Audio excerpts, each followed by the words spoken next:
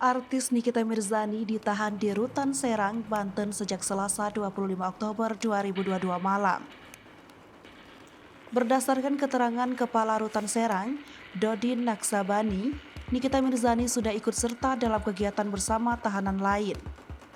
Salah satunya seperti sholat duha berjamaah hingga mengikuti pelatihan menyulam. Tidak hanya itu, bahkan Nikita sudah mengikuti beberapa kegiatan di Rutan Serang. Dodi menerangkan, wanita yang kerap disapanya itu juga hadir dalam kegiatan menyulam yang diagendakan Rutan Serang untuk warga binaan.